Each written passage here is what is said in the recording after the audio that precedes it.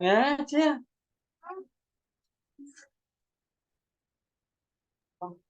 Assalamualaikum warahmatullahi wabarakatuh. Waalaikumsalam. Waalaikumsalam warahmatullahi wabarakatuh. Alhamdulillah. Allahumma sholli wa sallim wa barik ala sayyidina Muhammad wa ala alihi wa ashabihi wa man irtadah amma ba'd. Alhamdulillah, hari ini kita bersua kembali. Sekali lagi, hari ini kita bersua kembali dalam perkuliahan manajemen bimbingan penyuluhan hukum perkawinan. Satu mata kuliah yang mengaktualkan fenomena-fenomena yang terjadi di lapangan berkaitan dengan layanan bimbingan penyuluhan dalam rangka mewujudkan ketahanan keluarga. Maka tentu pernikahan adalah menyatukan dua orang yang berbeda jenis kelamin, yang berbeda latar belakang dan kebiasaan, yang berbeda watak sikapnya, yang berbeda pendidikannya, yang berbeda segala-galanya, yang kemudian disatukan dalam satu atap rumah untuk selama-lamanya. Bukan hanya di dunia, tapi juga di akhirat. Maka tentu ada kalanya orang itu bisa menyelesaikan masalahnya sendiri, tapi juga dia butuh orang lain untuk menjadikan kelanggengan dari rumah tangga yang ia rajut. Karena itulah manajemen ini sengaja dihadirkan dalam rangka itu. Karena bagaimanapun juga setiap orang menikah itu adalah butuh bahagia. Sekali lagi, orang menikah itu butuh bahagia. Tidak ada satupun orang yang menikah itu butuh sengsara, butuh susah, apalagi tersiksa dengan apa yang ada. Maka tentu di satu sisi bahwa nikah ini adalah bagian dari sunnah Rasul, tapi walaupun toh ada yang memprotes, saya nggak sepakat dengan an-nikahu sunnati, faman roghiba an sunnati falaysa minni. Ada orang tidak sepakat dengan hadis itu. Kenapa? Karena yang dipandang adalah orang-orang yang tidak menikah. Nah, lantas bagaimana dengan orang yang tidak menikah? Apakah dia bukan umat Rasulullah? Akhirnya dia protes dengan hadis itu. Nah, maka tentu pada piranti ini adalah sebuah pengecualian. Baik, kita lanjut. Pada kesempatan ini saya share screen ya. Sebelum kita lanjutkan pada kesempatan ini nanti mari kita awali dengan Ummul Quran suratul Fatihah. Jam berapa? Dan jadwal itu kita sampai jam 5 ya. Bismillahirrahmanirrahim. Jam 3 sampai jam 5. Alhamdulillahirabbil alamin. Nanti di sela-sela itu akan kita lanjutkan dengan tanya jawab. Tentu nyediani yang tidak masuk dan sebagainya tetap saya rekam dan kemudian akan saya unggah di channel saya agar yang tidak masuk pun bisa menyimak perjalanan kuliah kita kali ini. Akan saya share screen pelajaran kali ini.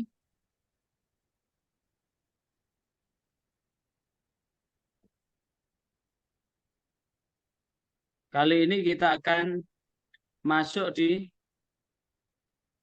capaian mata kuliah yang ke-6 dan ke-7. Di capaian mata kuliah yang ke-6 adalah hubungan manajemen bimbingan penyuluhan dalam mewujudkan keluarga sakinah dan keluarga sakinah. CPM 7 adalah hubungan manajemen bimbingan penyuluhan dalam pemberdayaan masyarakat. Tetap kembali pada firman Allah Al-Quran surah Ar-Rum surah nomor 30 ayat 21. Allah sangat tegas, wa min ayatihi an khalaqalakum min anfusikum azwajan litaskunu ilaiha wa ja'ala bainakum mawaddatan wa rahmah inna fi dzalika laayatil liqaumin yatafakkarun. Wa min ayatihi, dan sebagian dari tanda-tanda kekuasaan Allah bahwasanya an khalaqalakum, Allah telah menciptakan lakum bagi kamu min anfusikum, dari diri kamu, azwajan, pendamping hidup, istri atau suami, litaskunu, supaya kamu cenderung untuk berproses menuju ketenangan, ilaiha pada istri, wa ja'ala kemudian, dan Allah kemudian menjadikan bainakum di antara kalian semua mawaddatan, cinta, warahmah dan kasih. Mawaddah adalah memberikan manfaat kepada orang yang dicintai secara physically. Sementara itu rahmah adalah memberikan manfaat kepada orang yang dicintai bukan hanya fisik aja, tapi juga masuk pada sisi-sisi batinnya. Dan di ayat ini diakhiri dengan inna fi dzalika la ayatil liqaumi yatafakkarun. Sesungguhnya dalam demikian itu sungguh terdapat tanda-tanda liqaum bagi kaum yatafakkarun yang berpikir, mereka yang berpikir. Kata yatafakkarun ini bentuk fi'il mudhari, berarti berpikir itu adalah bentuk berproses. Litaskun pun dalam bentuk fi'il mudhari, dalam bentuk berproses. Untuk menuju ketenangan itu butuh proses. Untuk menghasilkan sesuatu yang mampu membawa ketentraman, sesuatu yang dilanda cinta dan kasih, itu pun butuh proses untuk selalu berpikir. Berarti ini adalah mendahulukan pikir nalar. Pikir nalar, karena pikir nalar itu akan menjadikan seseorang bisa melanggengkan atau tidak. Kenapa? Ada orang yang istikharahnya bagus, tapi ternyata juga tidak langgeng. Ada yang hitungannya juga bagus, tapi juga tidak langgeng. Tapi ada yang tidak bagus, tapi langgeng. Apa itu? Artinya mereka itu menggunakan kedewasaan untuk berpikir. Dalam rangka apa? Dalam rangka menjadikan rumah tangganya itu sakinah. Rumah tangganya itu ibarat apa itu? Ibarat air begitu, dengan kekeruhan yang ada bisa mengendapkan hal-hal yang keruh sehingga bisa menjernihkan suasana. Orang berpikir keras untuk melanggengkan rumah tangganya itu butuh kejernihan berpikir dan kebeningan hati di dalam rangka menerima perbedaan. Karena sesungguhnya manusia itu diciptakan memang tidak sempurna. Ketidaksempurnaan itu butuh kehadiran yang lain untuk menyempurnakan ciptaan itu. Karena itulah maka kemudian bahwa nikah itu adalah sunnah Rasul. Dalam rangka apa? Menyempurnakan semua yang bersifat kurang itu. Keterbatasan disempurnakan, seorang laki-laki itu butuh istri untuk melengkapi. Seorang perempuan butuh suami karena untuk melengkapi keterbatasan itu. Melalui keterbatasan demi keterbatasan dimiliki, itulah yang kemudian akan mewujudkan bahtera rumah tangga. Karena itulah tujuan perkawinan yang jelas bahwa ketentraman batin yang diperoleh melalui pergaulan suami istri itu memang didasarkan pada cinta kasih yang memberikan manfaat pada pihak yang mencintai. Artinya apa? Jika seorang istri betul-betul mawaddah kepada suaminya, maka istri ini betul-betul berkeinginan kuat untuk memberikan manfaat pada laki-laki yang dicintai yang telah menjadi suaminya. Begitu pula seorang laki-laki, jika kemudian dia mawaddah kepada istrinya, maka dengan segala upaya dia akan memberikan manfaat kepada perempuan yang ia cintai. Maka jika itu dilakukan terus-menerus, maka akan muncul rahmah. Rahmah itu adalah ketergantungan hati, kecenderungan hati yang mendapatkan ketenangan, manfaat yang bukan hanya secara fisik, tapi manfaat yang bersifat batiniah. Sehingga dalam ungkapan Jawa adalah orang mangan yang penting kumpul. Kumpulnya ini dan kemudian saat bersama-sama dalam suka dan duka dan dalam menjalani gelombang bahtera kehidupan ini, dia mampu menghadapi dengan ketabahan, maka sungguh dia sudah mendapatkan tangga yang disebut dengan rahmah itu. Kenapa?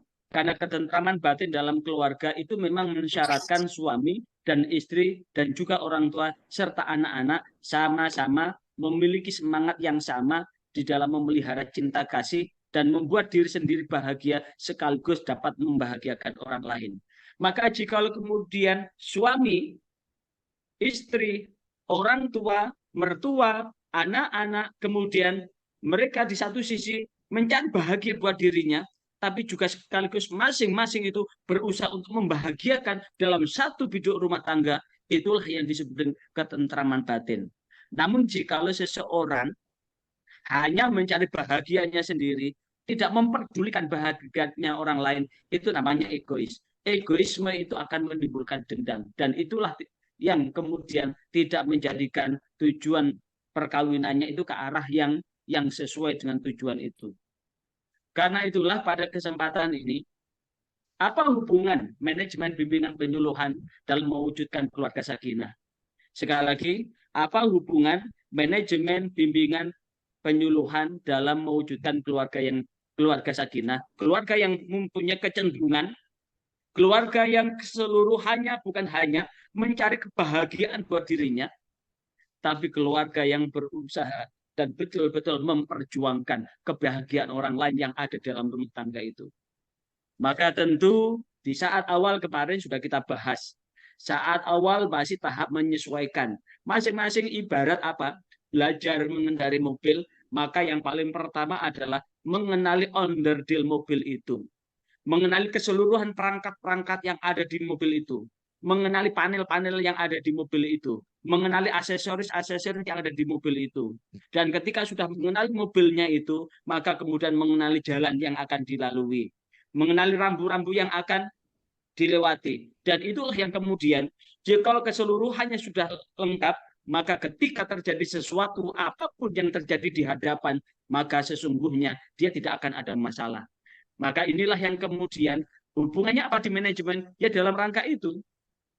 Karena itulah, berkaitan dengan bimbingan penyuluhan perkawinan, sekali lagi, berkaitan dengan konselor yang melakukan layanan bimbingan penyuluhan, apakah itu seorang advokat, apakah itu seorang penyuluh, apakah itu seorang penghulu, atau apakah dia seorang mediator, atau siapapun lah yang ada hubungannya dengan dalam rangka apa? Menguatkan sebuah rumah tangga, maka pertama kali adalah paling tidak jika dia seorang penyuluh atau penghulu atau konselor, paling tidak dia mempunyai satu perencanaan program yang bersifat pembinaan.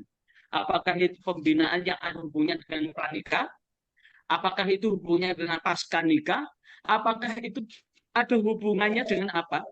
Ada hubungannya dengan rumah tangga yang lama? Sehingga dengan demikian, kemarin kita sudah mengidentifikasi kemarin.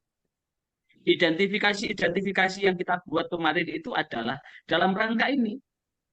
Setelah kita mengidentifikasi berbagai problem-problem yang ada, maka tentu kita akan melanjutkan untuk membuat program buat mereka. Program inilah yang kemudian jika kemudian ada klien, atau jika kita dibutuhkan di lapangan, hubungannya dengan ini kita sudah siap. Termasuk saat dibutuhkan ada kursus pranikah, ada bimbingan perkawinan, kita sudah siap dengan materi program-program itu. Seorang konselor juga betul-betul memahami apa hakikat keluarga sakinah itu. Maka tentu keluarga sakinah kalau berdasarkan rumusan kedirjen yang ada, keluarga sakinah itu ada prasakinah. Ada sakinah 1, sakinah 2, sakinah 3, sakinah 4 paripurna. Dengan stratifikasi sakinah itu, maka tentu kita paham sakinah itu kayak apa. Ketika kita sudah memahami sakinah itu kayak apa, maka disinilah yang kemudian kita tinggal ibarat puzzle begitu, tinggal merangkai aja. Jadi merajut keluarga yang sakinah, keluarga yang tentram, keluarga yang berkecenderungan untuk memberikan manfaat, keluarga yang masing-masing bukan hanya mencari bahagia buat dirinya, tapi sekaligus membahagiakan orang yang ada di dalam rumah itu. Maka tentu sakinah ini adalah bagian dari identifikasi untuk mengenal. Jikalau kita mendapatkan klien yang ingin konsultasi, yang datang ke KUA atau datang ke manalah, ke kantor advokasi dan sebagainya, maka tentu ketika kita sudah tahu identifikasi ini, maka kita bisa sudah tinggal, oh kalau begitu saudara ini masih dalam tahap ini. Oh kalau begitu saudara sebetulnya sudah masuk di sini. Kekurangannya ada di mana gitu. Yang kedua, tentu memahami betul bahwa jikalau sebuah rumah tangga itu dibangun dengan Al-Quran dan Sunnah Nabi, maka tentu sebagai orang yang beriman, sekali lagi, kita sebagai edukator, sebagai advokator, sebagai konselor, sebagai mediator, dan sebagainya, maka tentu kita memahami dan meyakini betul bahwa sunnah-sunnah yang dicontohkan oleh Rasulullah SAW, baik itu qauliyah, fi'liyah maupun takririyah, kemudian Al-Quran pun ini akan menjadi bagian yang tak terpisahkan di dalam membangun rumah tangga yang sakinah, mawaddah, warahmah. Karena apa? Hati itu ibarat besi, bisa juga berkarat. Dan hati yang berkarat membersihkannya adalah dengan tilawatil Quran. Hati yang berkarat adalah membangun dengan ubudiyah. Hati yang berkarat adalah membangun dengan sunnah-sunnah Nabi. Kemudian, berkaitan dengan membangun rumah tangga, punya trik-trik membangun rumah tangga dengan kasih sayang. Sekali lagi, punya trik-trik untuk membangun rumah tangga dengan kasih sayang.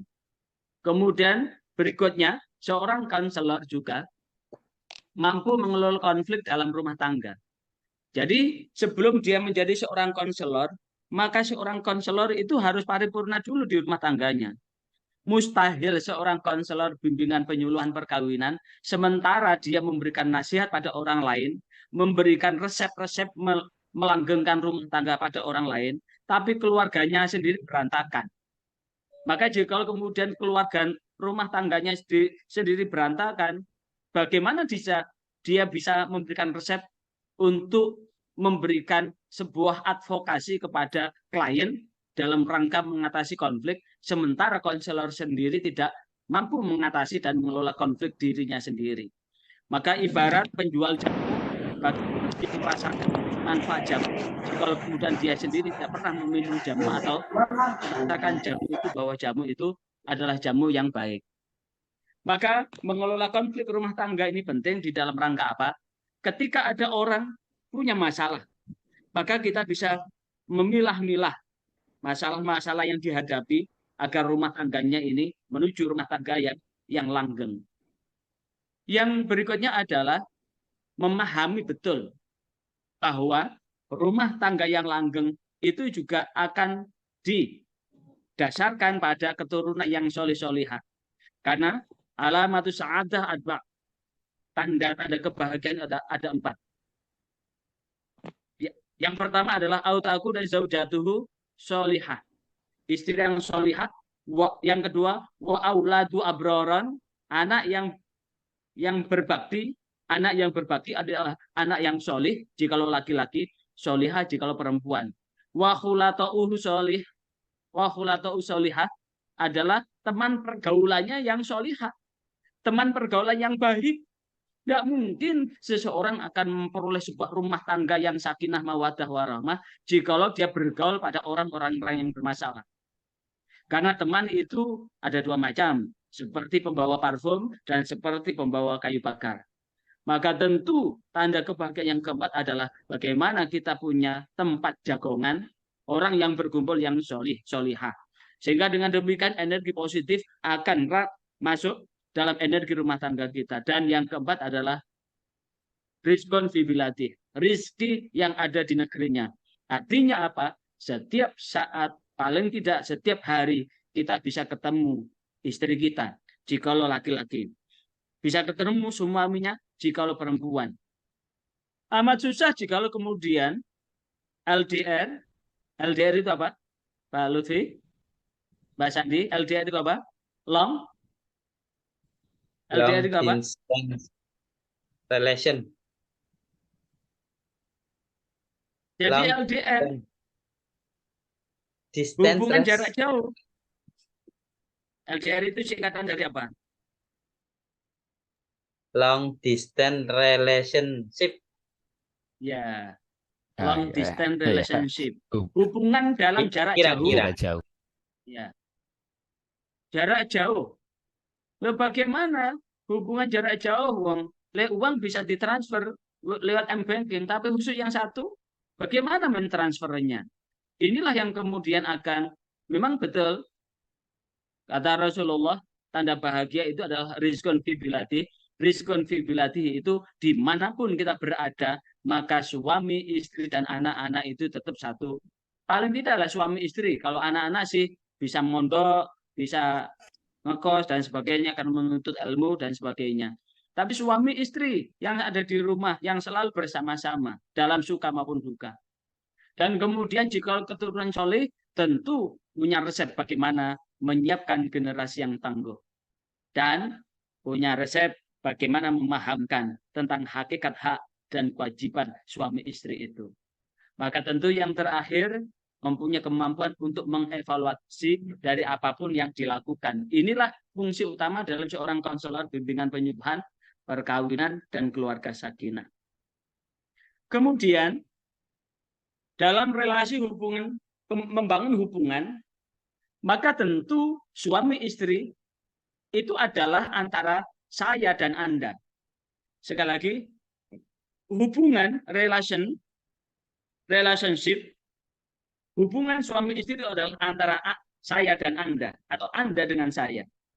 Paling tidak, hubungan relasi yang bagus dalam membangun rumah tangga yang bahagia, rumah tangga yang berketentraman, rumah tangga yang bukan hanya rumah tangga yang bukan hanya mengambil sisi manfaat pada orang lain, tapi bagaimana diri ini bisa memberikan manfaat pada orang lain, maka hubungan rumah tangga itu syaratnya adalah ada keselarasan. Bahasa keselarasan inilah yang disebut dengan sekufu. Kufu jiwanya, kufu semangatnya, kufu mentalnya, kufu visi misinya, visi misi, jiwa, semangat, kebiasaan, sekufu. Itulah yang disebut dengan selaras. Keselarasan. Yang kedua adalah ada prinsip keadilan. Wat usyai fi mahalli. Dan prinsip keadilan ini tentu ada prinsip kesetaraan. Suami istri hanya beda jenis kelamin. Urusan hak dan kewajiban setara. Urusan apapun adalah setara. Tidak ada yang lebih tinggi dan tidak ada yang lebih rendah. Semuanya adalah setara. Yang menempatkan adalah laki-laki itu hanya sebagai pemimpin. Kata pemimpin itu bukan ada di atas. Laki-laki yang disebut dengan qawamun 'ala nisa itu bukan di atas, tapi bagaimana bisa memanage, mengelola rumah tangganya itu dalam relasi yang penuh bahagia. Karena bagaimanapun juga di dalam rangka mencari kenikmatan, laki-laki kan tidak harus di atas. Bisa di bawah, bisa di samping, bisa di depan, bisa di belakang. Yang paling penting adalah ada identifikasi di mana kebutuhan saya dan di mana kebutuhan Anda. Jika ada orang mau menang sendiri, maka berarti dia kan mencari kebahagiaan diri sendiri, namun mengabaikan kebahagiaan orang lain. Yang kedua, rekening bank hubungan. Maka apa rekening bank hubungan itu? Bahwa sesungguhnya relasi suami istri itu ibarat menabung kebaikan. Sekali lagi, rekening itu beda dengan kredit, kartu kredit. Kartu debit itu beda dengan kartu kredit. Kartu debit itu adalah kartu yang di situ udah ada uangnya, tinggal ngambil. Beda dengan kartu kredit, itu utang, tapi kemudian ngambil uang, tapi itu utang. Satu ketika harus bayar. Nah, di dalam rangka apa? Hubungan ini perlu ada rekening. Bagaimana untuk menabung rekening hubungan itu, supaya hubungan ini tetap selaras, tetap hubungan ini berkeadilan, tetap hubungan ini berkesetaraan, maka tentu ada semangat untuk berlaku baik kepada pasangannya.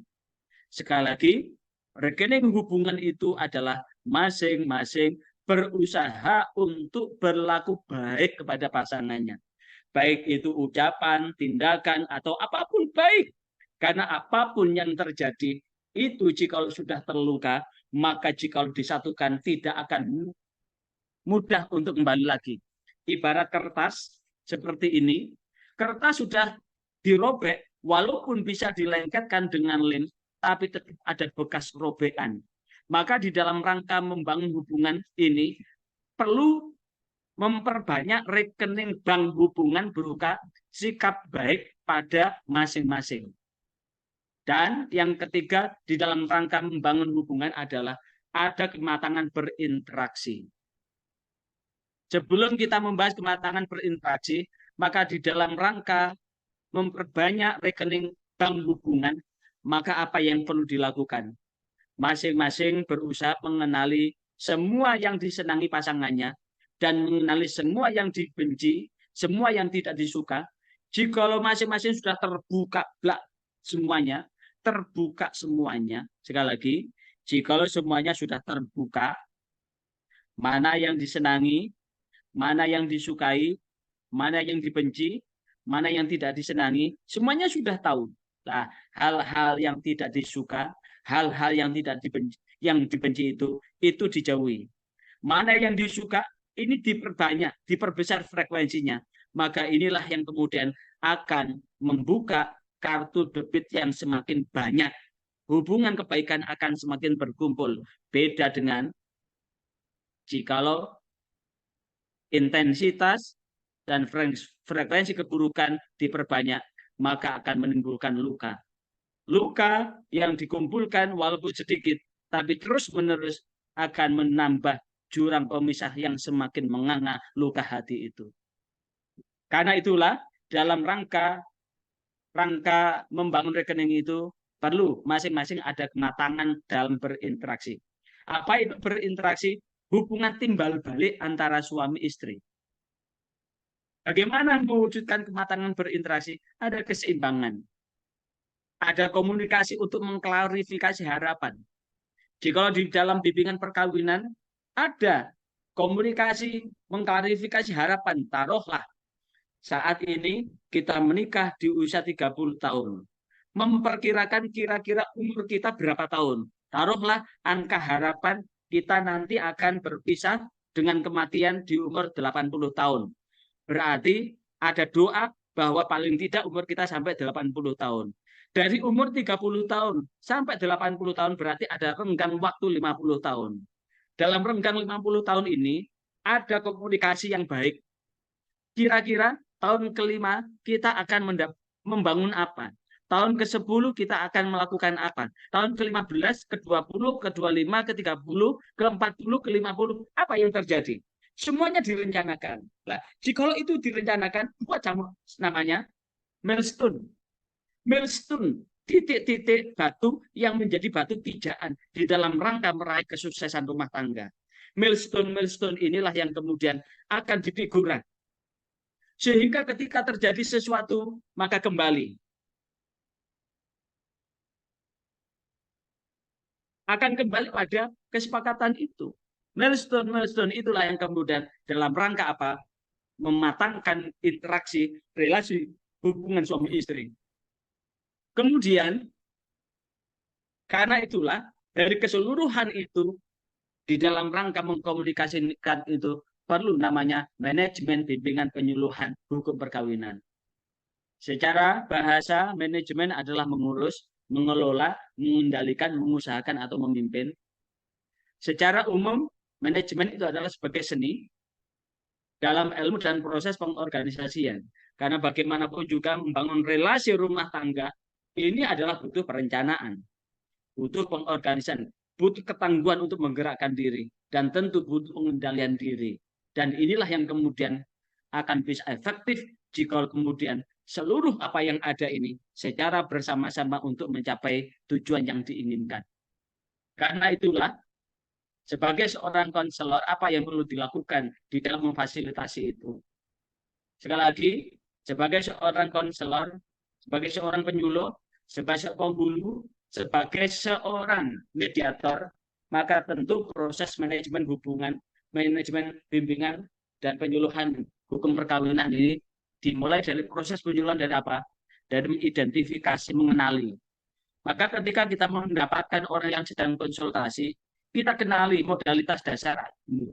Ketika sudah mengenali modalitas dasar, maka tentu kita sudah tahu gambaran-gambaran, maka kita bisa melakukan perencanaan terhadap klien yang sedang berkonsultasi. Dan setelah kita rencanakan, maka tentu tinggal melaksanakan, dan tentu ada evaluasi yang bisa dilakukan terus-menerus. Dan itulah yang kemudian Jika terjadi masalah bagaimana untuk meluraikan, maka tentu bisa dengan menggunakan siklus PDCA. Siklus B, D, X, C, sama X, plan, do, check, act. Bisa dengan apa? Semula kita identifikasi tadi. Kita kenali modalitas masing-masing itu. Setelah itu direncanakan. Letakkan sasaran dan proses yang dibutuhkan di dalam rangka memberikan hasil. Konsep sudah kita sampaikan, langsung laksanakan, implementasikan. Dipantau hasilnya, jika berhasil alhamdulillah, jika ada sesuatu yang belum maksimal, maka dievaluasi lagi. Maka ada tindak lanjut, perbaikan. Dan dengan demikian, siklus ini terus-menerus berputar dan berputar. Karena bagaimanapun juga, membangun sebuah kesakinahan, ketentraman, itu laksana seperti iman. Yazidu wa yanqus. Bisa bertambah, bisa berkurang. Cinta pun bisa bertambah, bisa berkurang. Sayang pun bisa bertambah dan berkurang. Maka tentu saat kita menyampaikan siklus yang seperti ini, maka untuk memudahkan pemetaan, wewenang dan tanggung jawab dari sebuah rumah tangga, maka tentu kita akan mudah untuk mengenali, memulai itu. Kemudian yang kedua, jika terjadi sesuatu, kita akan bisa membantu untuk memperbaiki. Dan tentu kita bisa turut serta membantu untuk mengendalikan permasalahan yang ditimbulkan dari konflik yang terjadi. Dan tentu dari alur itu ada kegiatan yang terus-menerus untuk selalu memperbaiki hubungan rumah tangga. Dan tentu akan meningkatkan produktivitas di dalam membangun relasi itu. Kemudian berikutnya keluarga sakinah dan bagaimana mewujudkannya. Tentu setiap orang akan mengidamkan namanya keluarga sakinah. Namun bagaimana cara mewujudkan keluarga sakinah itu? Tentu sebelum kita mewujudkan keluarga sakinah, kita kenali dulu, identifikasi dulu dengan apa itu mawaddah. Inti dari mawaddah adalah secara sederhana adalah cinta, harapan, di mana jenis cinta yang membara, yang menggebu-gebu, kasih sayang pada lawan jenisnya bisa dikatakan mawaddah. Ini adalah cinta yang didorong oleh kekuatan nafsu seseorang pada lawan jenisnya. Karena itu setiap makhluk Allah kiranya diberikan sifat ini mulai dari hewan sampai manusia. Maka mawaddah ini ibarat mesin adalah dinamo yang akan menggerakkan. Tanpa mawaddah, maka tentu tidak ada namanya perjuangan. Tanpa mawaddah, tentu tidak ada namanya semangat untuk berkorban. Karena apa? Mawaddah ini adalah cinta yang lebih condong pada material, seperti cinta pada kecantikan, ketampanan, bodi yang menggoda, cinta pada harta benda, dan lainnya. Ini adalah sebagai motivasi. Tapi jikalau kemudian motivasinya hanya ini, maka tentu ini akan menghasilkan ekspektasi yang terlalu tinggi jikalau tidak diimbangi dengan fakta di dalam rangka memperjuangkan itu. Karena itulah mahabbah itu dapat diartinya adalah mahabbah, artinya cinta dan kasih sayang. Setelah mengenal mahabbah, mawaddah ini, maka tentu modalitas rahmah. Rahmah itu adalah modalitasnya apa? Rahmah itu dari kata rahimah yarhamu rahman, yang berarti kasih sayang. Adalah hasil akhir dari sakinah dan mawaddah. Jadi setelah rahmah, sakinah akan muncul. Mawaddah yang dibesarkan, terus-menerus diperjuangkan, maka akan muncul rahmah. Mawaddah dan rahmah inilah yang akan menghasilkan sakinah. Yang sederhana, yang secara sederhana, rahmah adalah bentuk kasih sayang yang lebih lembut. Karena di rahmah itu berarti juga ampunan. Ampunan itu berarti kalau sudah rahmah, berarti kalau suami rahmah pada istrinya, maka akan penuh ampunan. Sadar bahwa manusia itu tidaklah sempurna, akan memaklumi semua kekurangan dan keterbatasannya. Kekurangan dan keterbatasan itu ada namanya memberikan anugerah, memberikan karunia, rahmat, belas kasih sekaligus. Ini adalah bagian dari ibarat kertas begitu. Rahmah ini akan mampu menjadi lem perekat yang tidak akan menggoyahkan rumah tangganya. Dan rahmah ini adalah jenis cinta kasih yang lembut, siap berkorban untuk menafkahi, melayani, dan siap melindungi kepada yang dicintai. Rahmah lebih condong pada sifat kolbiyah hati, suasana batin yang terimplementasikan pada wujud kasih sayang, seperti cinta sejati, cinta yang tulus, kasih sayang, rasa memiliki, menghargai, membantu, rela berkorban, dan tentu keseluruhan itu jika terpancar dari cahaya iman, rahmah ini akan semakin berkilau. Karena itulah sifat rahmah ini akan muncul manakala niatan pertama saat melangsungkan nikah adalah bahwa ini dalam rangka mengikuti perintah Allah dan sunnah Rasulullah yang bertujuan hanya untuk mendapatkan ridha Allah. Bahwa mencintai karena Allah, membenci karena Allah, dinikahkan karena Allah, mau menikah karena Allah, maka selanjutnya terserah Allah untuk melanjutkan dari bahtera rumah tangga itu. Karena itulah mewujudkan keluarga yang sakinah, mawaddah, warahmah adalah bagian dari hal yang terpenting di dalam apa? Meniti jalan kehidupan yang lebih langgeng. Karena itulah langkah awal sekarang. Tentu langkah awal di dalam mewujudkan keluarga yang sakinah, langkah awal adalah memilih pasangan yang solih, yang solihah. Tentu tidak mudah memilih pasangan yang solih-solihah, apalagi memilih pasangan dengan mengutamakan keimanan dan ketakwaan. Tentu berbicara dengan iman dan takwa itu adalah sesuatu yang tidak konkret. Sesuatu yang tidak nyata, namun bisa dirasakan. Tidak bisa dilihat dengan mata kepala, tapi bisa dirasakan dengan batin. Maka memilih pasangan yang solih-solihah, memilih pasangan yang mengutamakan keimanan, ini pun tidak semudah membalikkan telapak tangan. Dan tentu, jika memilih pasangan keturunan keluarga yang terjaga kehormatan nasabnya, bisa dilihat, bisa cerita pada orang lain. Dan di dalam rangka mewujudkan 1-3, tentu pilihannya adalah mohon petunjuk kepada Allah. Allahumma in kana khairal li faqarribni wa in kana syarral li ba'idni. Jikalau dia bagus untukku, maka dekatkanlah padaku. Namun jikalau dia tidak bagus atau jelek buatku, maka jauhkanlah dari pandanganku. Artinya apa? Kita tidak tahu. Kalau hanya mengandalkan pacaran bertahun-tahun untuk mengenal, itu pun tidak menjamin. Sekali lagi, kalau hanya mengandalkan pacaran bertahun-tahun, itu pun tidak menjamin mampu memilih pasangan yang solih-solihah, mampu melihat yang mengutamakan iman atau tidak. Jikalau tidak didasarkan pada hal-hal yang prinsipil. Dan tentu saat mau menikah, memilih, niatkan bahwa saat menikah adalah sebagai bagian ibadah kepada Allah dan menghindarkan hubungan yang dilarang oleh Allah Subhanahu wa taala. Dan tentu bukan hanya itu, bahwa di dalam rangka mewujudkan keluarga yang sakinah mawaddah warahmah adalah jika seorang laki-laki berusaha menjadi suami yang menjalankan kewajibannya sebagai seorang suami dengan dorongan iman, cinta, dan semata-mata ibadah kepada Allah. Jika seorang perempuan yang kemudian menjadi istri, maka berusaha menjalankan kewajibannya sebagai istri dengan dorongan ibadah serta berharap ridho kepada Allah melalui ridho suami.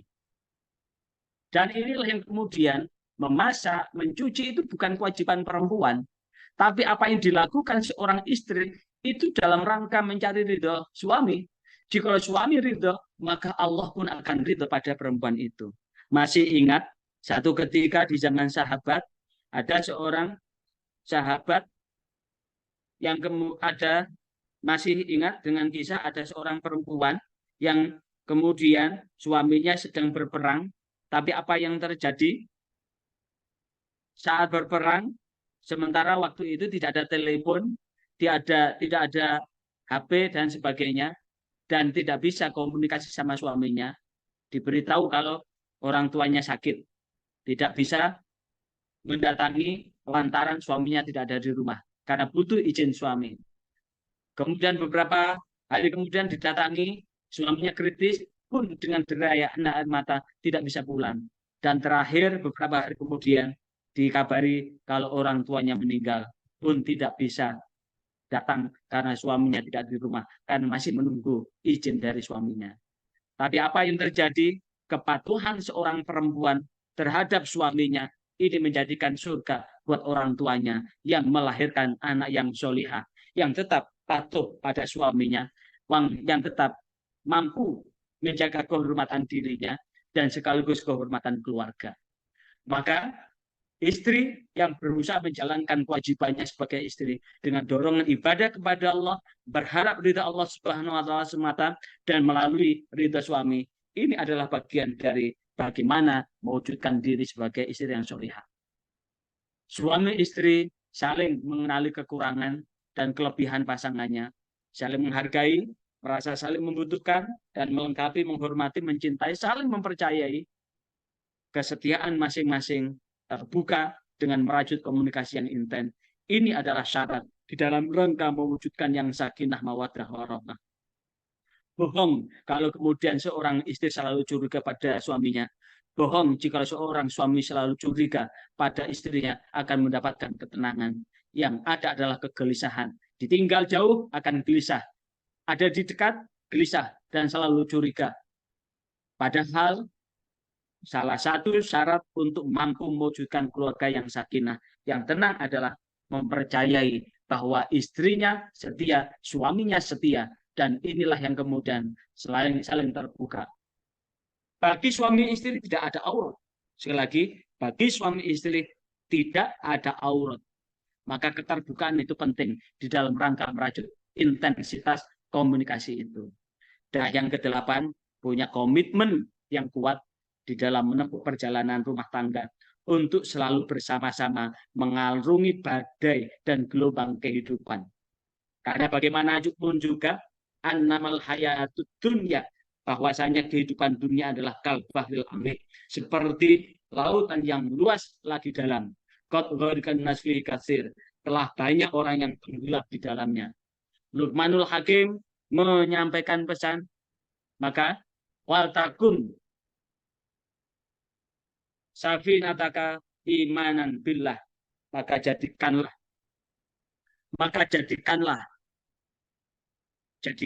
takwa iman ini sebagai kapalnya. Iman itu berarti percaya betul kepada Allah, yakin betul kepada Allah. Komitmen dalam menjalankan rumah tangga ini adalah memperkuat, memperkokoh kapalnya. Kemudian dilanjutkan kepada apa? Dilanjutkan kepada takwa. Takwa ini adalah nahkoda. Wahaswaha. Nahkodanya adalah takwa. Apa itu takwa? Mengimplementasikan, menerapkan nilai-nilai iman itu. Sehingga suami istri tahu apa kewajibannya, tahu apa haknya. Kalau orang yang beriman dan bertakwa, wujud takwa adalah mendahulukan kewajiban dulu, baru kemudian kalau masing-masing sudah berusaha untuk mewujudkan kewajiban, secara otomatis hak-haknya akan terpenuhi. Kemudian wasyiro'ah, layarnya adalah tawakal ala Allah. Iman sudah, takwa sudah, maka serahkan hasilnya kepada Allah. Rumah tangga yang baik akan menyerahkan segalanya kepada Allah Subhanahu wa taala.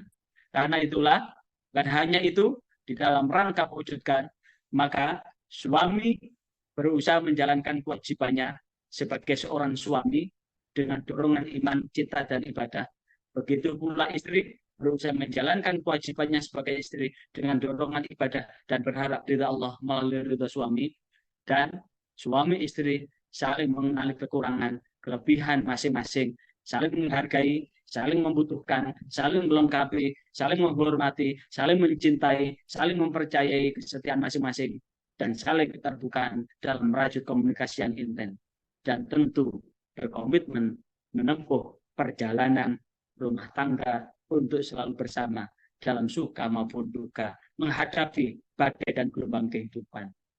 Maka tentu amat mulia dan amat penting jikalau rajutan mitsaqan ghalidha itu bukan hanya pada dirinya, suami mampu mengajak istri dan anaknya selalu dalam kebaikan.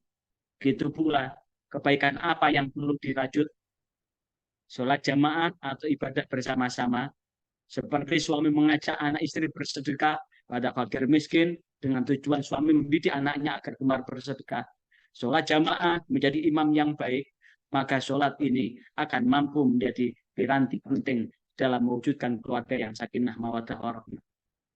Mendidik istri agar lebih banyak bersyukur kepada Allah, kemudian berzikir bersama-sama, saling mendoakan, mengajak anak istri membaca Al-Quran, kemudian berziarah kubur. Ziarah kubur dalam rangka apa? Mengingatkan kita semua akan meninggal. Kenapa? Ziarah kubur ini karena ziarah kubur ini bagian yang tak terpisahkan. Walaupun jasad ini sudah ditinggalkan nyawa, selama kita masih meninggalkan anak yang solih, maka kita akan dapat aliran energi positif dari kehidupan dunia ini untuk dikirim dan ditransfer di dalam alam barzah kita. Kemudian menuntut ilmu bersama-sama, ngaji bareng kemana begitu. Kalau sekarang ada masjid Zaid di Solo, bersama-sama ke sana, atau yang populer sekarang pengajian Gus Ikdam atau di mana, sama-sama di dalam rangka menuntut ilmu bersama sambil bertamasya untuk melihat keagungan ciptaan Allah. Dan itulah yang kemudian bisa suami istri bisa selalu memohon kepada Allah agar diberikan keluarga yang sakinah mawaddah warahmah. Karena apa? Bukan hanya usaha, tapi doa juga dilakukan, komitmen untuk mewujudkannya. Dan suami secara berkala mengajak istri dan anak-anaknya untuk muhasabah, introspeksi, guna melakukan perbaikan yang tujuannya agar hubungan masing-masing keluarga menjadi lebih harmonis, lebih terbuka, plong, tanpa ada beban kesalahan, tanpa ada dusta di antara kita. Dan saat menghadapi musibah, kesusahan, selalu mengadakan musyawarah keluarga. Dan ketika terjadi perselisihan, maka anggota keluarga cepat-cepat mohon perlindungan kepada Allah dari keburukan nafsu amarahnya. Dan dengan demikian, maka itu dapat merajut namanya hubungan keluarga yang bahagia dan sejahtera. Barangkali ini dulu yang kita endapkan dulu. Ada yang ditanyakan, saya persilakan. Atau ada yang didiskusikan, saya persilakan. Silakan. Ada yang mau mendiskusikan? Halo? Ya, kepada silakan. anaknya berarti bisa diterapkan pada kehidupan rumah tangga kita, sehingga untuk anak-anaknya itu apakah termasuk dari bimbingan seperti itu? Ya. Betul, betul. Jadi kalau ada apa-apa dialog pada anak-anak itu juga bagian dari bimbingan itu.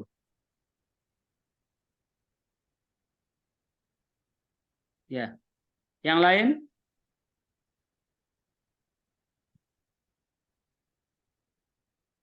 Silakan.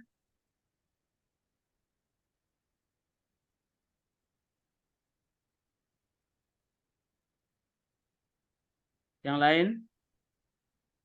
Untuk membangun wacana keterbukaan itu gimana ya? Artinya kan ada kalanya dalam sebuah keluarga itu kan diam. Nah, ini metodenya gimana agar dari anak-anak kita yang sudah semakin dewasa itu membangun keterbukaan ini dimulai dari mana ya, dokter? Anak-anak yang mulai dewasa. Ya. Barangkali yang lain ada yang mau menjawab, saya persilakan. Atas pertanyaan dari Pak Husnul tadi, silakan.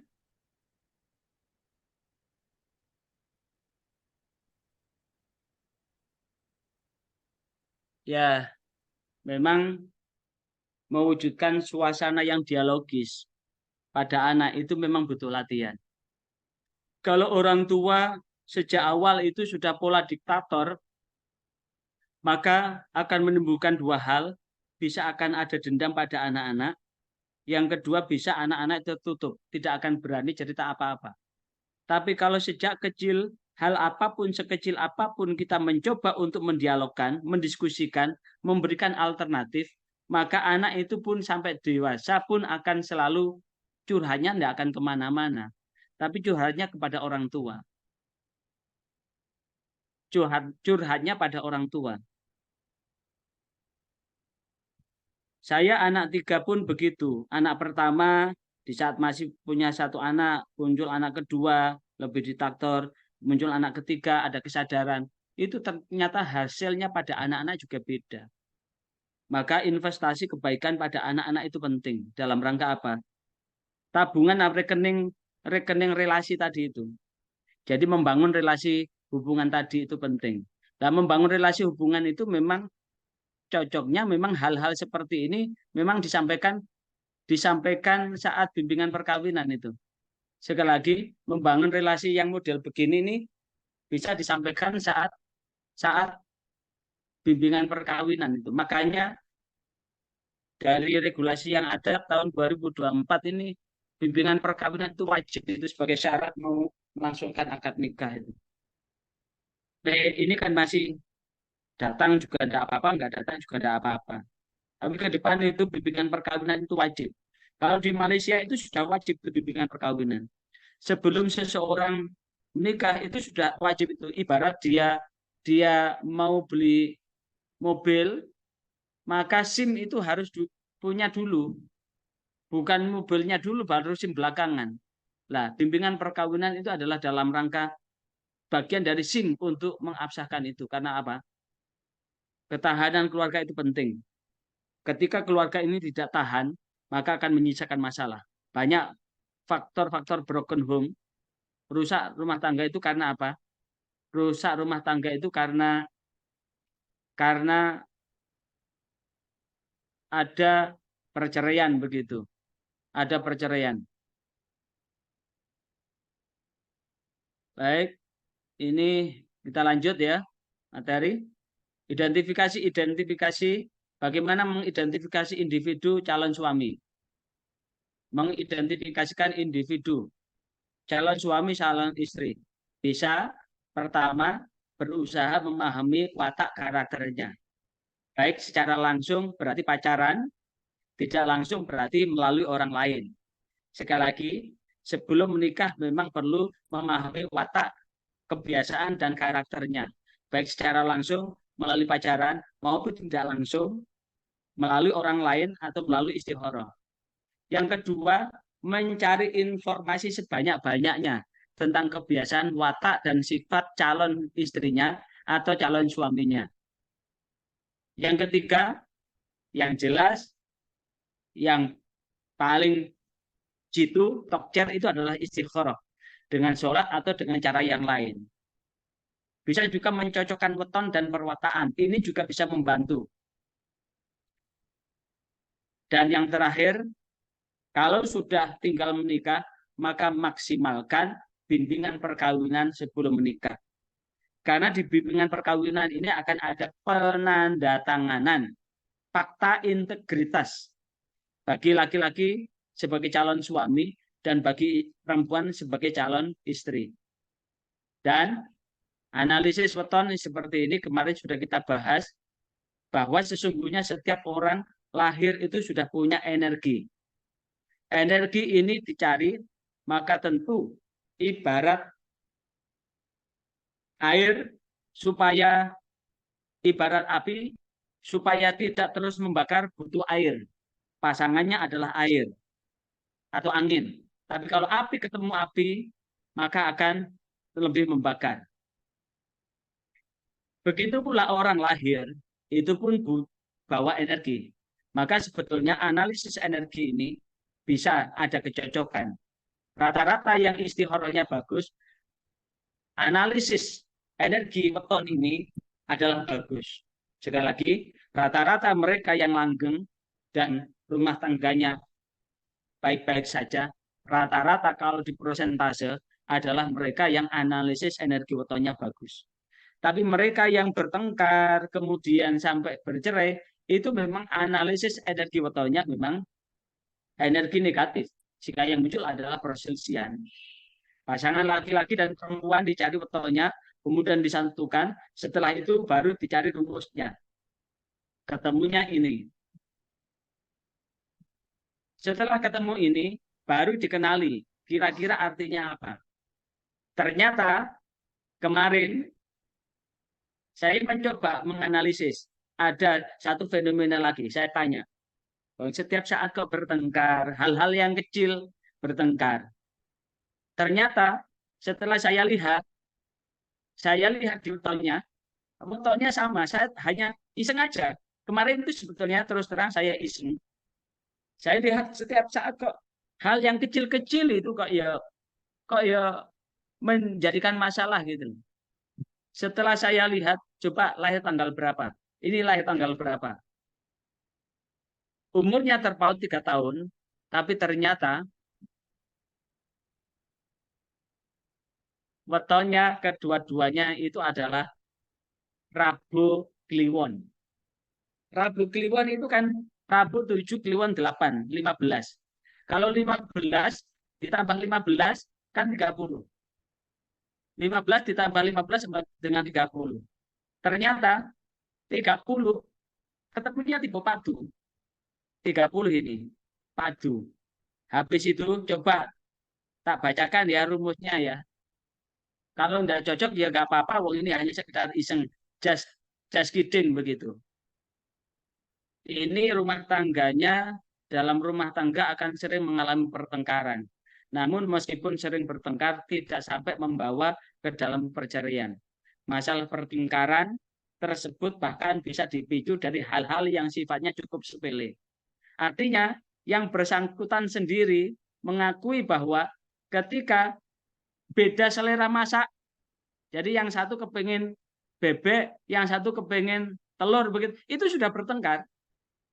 Yang satu kepengen makan di rumah, yang satu kepengen makan keluar, itu sudah bertengkar. Tapi bertengkar dadat-dadat seperti orang tinju begitu, tapi HP itu selesai begitu. Ya. Apa artinya? Yang bersangkutan, ya betul Pak, betul. Itu sudah rumah tangganya sudah 10 tahun. Jadi selama 10 tahun ya begitu. Selama 10 tahun yang terjadi begitu. Artinya apa? Ini bagian dari apa? Menganalisis karakter itu. Tapi kalau sudah terjadi sebagai suami istri mau apa lagi? Namanya kembang jagung di petik Cina. Atau pecut di kebak di sebelah no. Kembang jagung di petik Cina barang wis kadung dan kapak no. Atau pecut di sebelah no. Barang wis kebaca terus jadi anak. Wis sudah jadi suami istri. Sudah kemudian ini sudah menghasilkan begini. Apa mau cerai? Nah, maka bagaimanapun juga ini adalah sudah pilihan. Sekali lagi, itu adalah sebuah pilihan. Pilihan-pilihan itulah jangan kemudian sampai retak di tengah jalan. Atau putus di tengah jalan. Bagaimanapun juga, iman itu penting. Sekali lagi, iman itu penting. Saking pentingnya iman, digambarkan oleh Luqman Hakim adalah safinatuha, imanan billah. Bahwa kapal itu adalah iman. Memperkokoh untuk bisa berlayar dengan kuat, maka pertebal imannya berarti kapalnya bangun yang kuat. Baru isinya itu adalah takwa, layarnya adalah tawakal. Apapun hasilnya, jika kemudian iman tetap ada, maka tidak akan terjadi apapun. Kemudian itu kaitan dengan masalah rumah tangga. Sekarang apa hubungannya manajemen bimbingan penyuluhan dengan pemberdayaan masyarakat? Masyarakat ini adalah kumpulan dari keluarga-keluarga. Masyarakat yang bagus itu adalah berangkat dari keluarga yang bagus. Jadi keluarga bertemu keluarga akan menjadi masyarakat yang luas. Masyarakat yang sekelas 10 kakak atau 20 kakak namanya RT.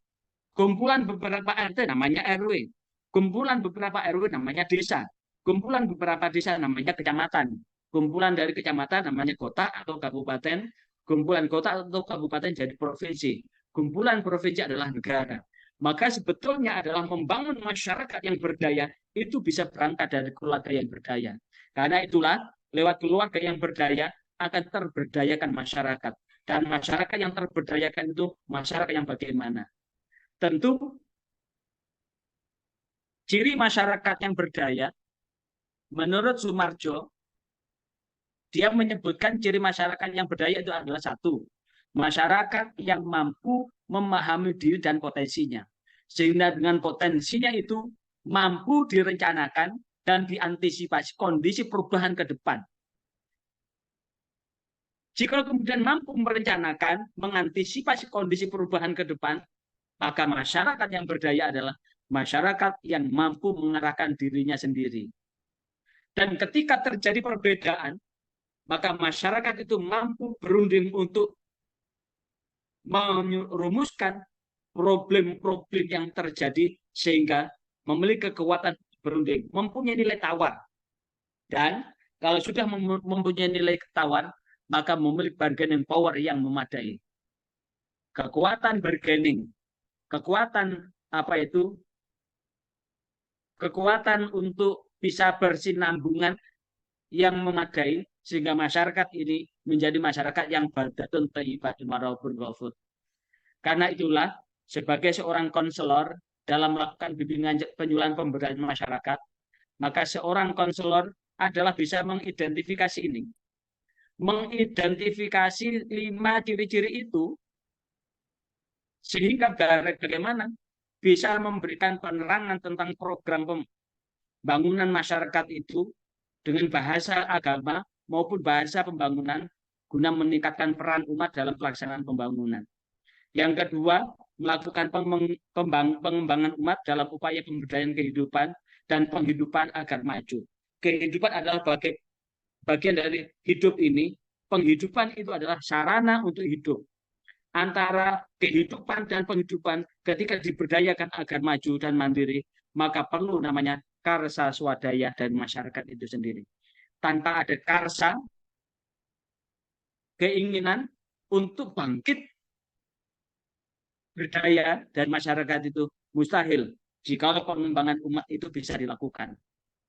Maka tentu prinsip penyelenggaraan bimbingan penyuluhan terhadap mereka bisa bagaimana roda ekonominya digerakkan, bagaimana keimanan ketakwaan ditingkatkan, bagaimana metode sasaran untuk membangun peradaban masyarakat, bagaimana kerjasama antar informasi dengan memanfaatkan media yang ada bisa ditingkatkan, dan tentu pengumpulan data potensi-potensi yang ada di masyarakat bisa menjadikan bagian untuk melakukan pemberdayaan. Dan yang paling penting, peningkatan bimbingan kehidupan beragama di tengah-tengah homogen maupun heterogen. Itu adalah bagian penting. Karena itulah seorang konselor, pemuka agama, maupun pelaku dakwah, apakah itu penyuluh, penghulu, atau siapapun, atau advokat, atau mediator, mampu membimbing, mengayomi, menggerakkan untuk berbuat baik dan jauh lebih menjauhi perbuatan yang terlarang, menjadi tempat bertanya, tempat mengadu bagi masyarakatnya untuk memecah masalah, menyelesaikan masalah dengan ramuan-ramuan penyuluhannya, bimbingannya, dan tentu mampu bertindak dengan iman dalam masalah agama, masalah kemasyarakatan. Dan tentu membimbing umat untuk lebih menjalankan nilai-nilai agamanya, karena ini keluarga Islam, maka tentu dalam mewujudkan umat yang menjalankan ajaran agama, menyampaikan gagasan pembangunan kepada masyarakat dengan bahasa agama tentu, karena itu adalah hukum Islam. Meningkatkan kualitas hidup beragama, meningkatkan kualitas internal umat beragama, menjadi penyambung suara pemerintah kepada masyarakat bidang agama, internal, ikut berkontribusi dalam menjaga kerukunan umat beragama, baik antar maupun inter umat beragama. Inilah yang bisa kita hadirkan pada kesempatan ini. Barangkali ada yang dikomunikasikan, saya persilahkan. Silakan. Mbak Firna, nanti bisa dibuka lagi Google Form-nya. Barangkali Mbak Firna bisa memantau. Ini kebetulan ada Mbak Firna Septiana. Nanti bisa dibuka lagi Google Form-nya Mbak Firna. Nanti untuk pertemuan kedua dan ketiga eh, soalnya akan saya kasih hari ini, nanti ada 10 soal berarti. Dari Oke. kuliah kedua dan ketiga hari ini soal kedua. Karena di pertemuan keempat nanti tim teaching yang lain. 3 pertemuan sisanya dilakukan tim teaching yang lain. Dari soal-soal itu bisa diambil nilainya, rata-rata nilainya, sehingga nanti masing-masing akan memperoleh al-ajur biqadri ta'ab sesuai dengan jawaban yang ada. Tentu pertanyaan yang saya berikan adalah dari sini nanti ya. Sekali lagi, pertanyaan yang saya berikan adalah dari sini nanti. Silakan yang lain, monggo.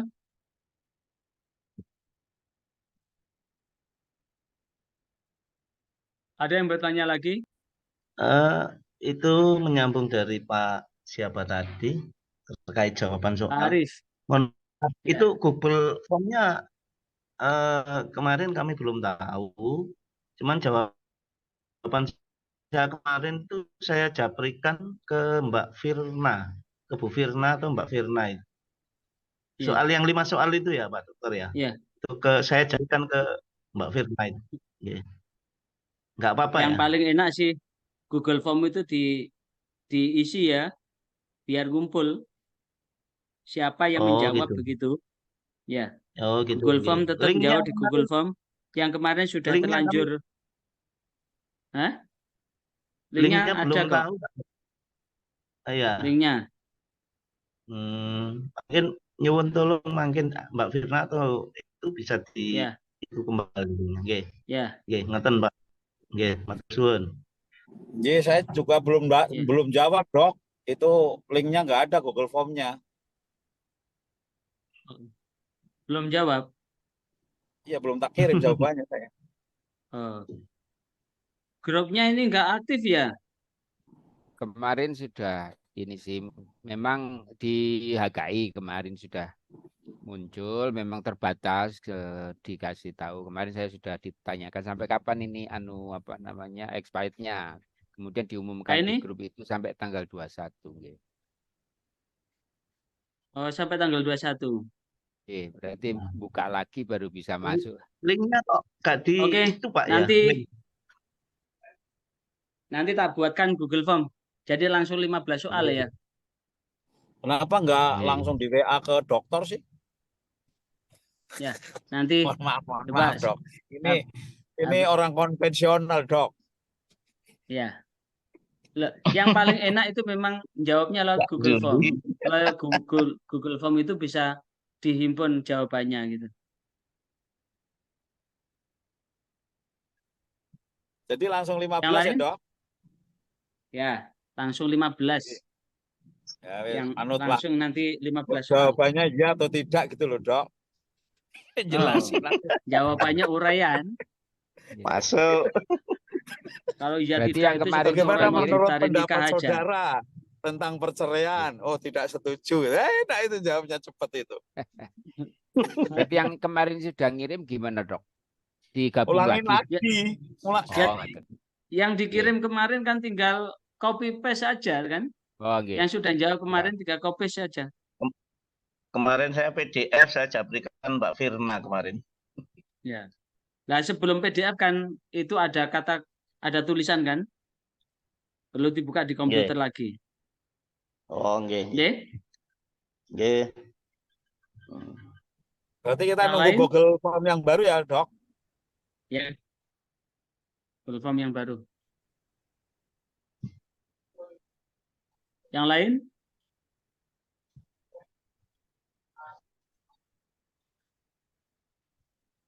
Sama yang mohon ada yang kemarin itu sempat belum kerekam ini, Dok. Yang apa namanya? Kan ada pra, kemudian pasca itu ya. Kemudian pas nikah itu. Ya. Problem-problem apa yang terjadi di pra gitu? Yang pasnya yang Tentu belum. CPMK.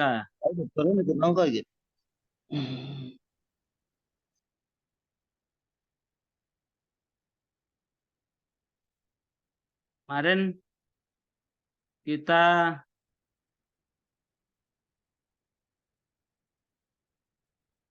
nih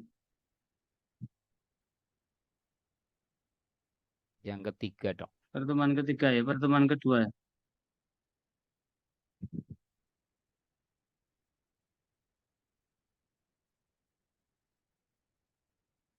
Ya, kemarin kan kita bahas ini kemarin.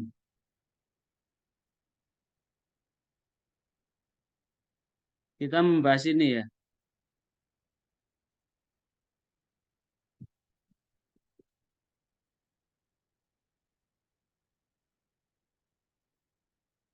Kita akan membahas ini kemarin ya. Terkait dengan komitmen ya. Iya, betul, Dok. Membangun keluarga dan komitmen. Mewujudkan itu. Tentu dari sini kemarin Ya. kemudian Terus ada ada hal pasca kalau pasca tujuan akad. dan fungsi perkawinan Oke. sebagaimana yang ditulis oleh Aziz bahwa orang menikah itu karena butuh untuk menyalurkan seks secara sah dan benar. Kalau kemudian ada seorang laki-laki secara biologi sudah matang dan secara finansial juga sudah siap, nafsunya sangat besar, menggebu, jika tidak segera menikah maka dimungkinkan dia akan berzina, sehingga menimbulkan dosa yang lebih besar lagi. Maka tentu kalau kita mengistimbatkan hukum keluarga, maka status dia hukumnya adalah fardu ain, wajib dia harus menikah. Kalau dia tidak menikah, maka dia akan mendapatkan itu. Maka itulah yang kemudian salah satu tujuan orang menikah ya bisa menyalurkan naluri seks itu secara sah dan benar. Kemudian ketika cinta kasih sudah dilakukan, naluri seks sudah dilakukan, maka tentu cara yang paling baik untuk mendapatkan anak, mengembangkan keturunan secara sah juga melalui pernikahan. Kemudian ketika sudah cinta kasih dilakukan, naluri seks sudah dilakukan, maka tentu akan lahir anak kan, maka juga menikah itu juga menjadi bagian untuk menyalurkan naluri kebapaan dan keibuan. Naluri kebapaan itu berarti sebagai seorang pelindung. Naluri keibuan adalah memberikan kasih sayang. Dan tentu ketika sudah ada istri, ada suami, ada anak-anak, maka menikah itu adalah memupuk rasa tanggung jawab dalam rangka memelihara dan mendidik anak sehingga mampu memberikan motivasi yang kuat bagi seorang untuk membahagiakan orang-orang yang menjadi tanggung jawab serta membagi tanggung jawab itu antara suami dan istri selama itu ringan sama dijinjing, berat sama dipikul. Maka tentu saya mengingatkan kembali bahwa untuk mewujudkan sebuah rumah tangga yang langgeng, maka ibarat rumah gitu punya cagak, punya soko, namanya soko guru, punya pilar, pilar itu ya cagak, maka paling tidak minimal untuk mewujudkan keluarga yang baik, maka perlu 4 pilar yang terencana dengan baik. Yang pertama adalah sadar betul bahwa suami istri adalah zawaj. Zawaj itu adalah berpasangan, bagaimanapun juga kalau sudah berpasangan itu laksana seperti pakaian. Sehingga Al-Quran menggambarkan dengan kalimat hunna libasul lakum wa antum libasul lahum. Istri-istri itu adalah bagian buat kamu para laki-laki dan kamu para laki-laki adalah bagian bagi istri-istri.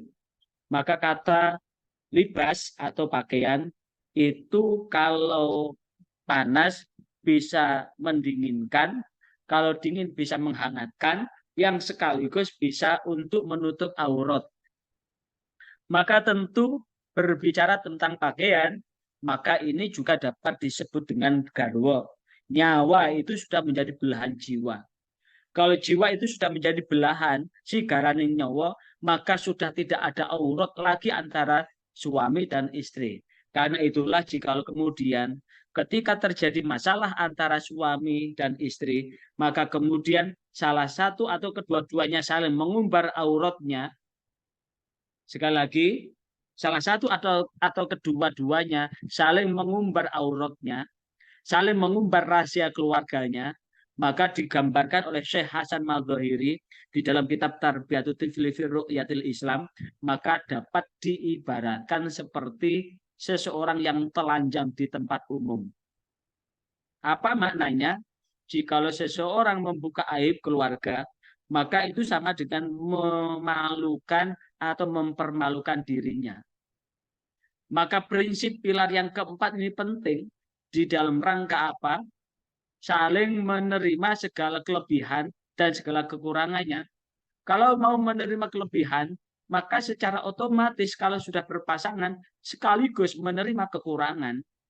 Sadar betul kok, wong dari orang tua yang berbeda, dari lingkungan berbeda, dari kebiasaan yang berbeda, dari hobi yang berbeda, maka tentu jika tidak ada semangat berpasangan, maka akan mudah sekali retaknya, maka akan mudah sekali benturannya, dan benturan-benturan itu tak terelakkan bisa memecahkan bahtera rumah tangga yang dirajut itu.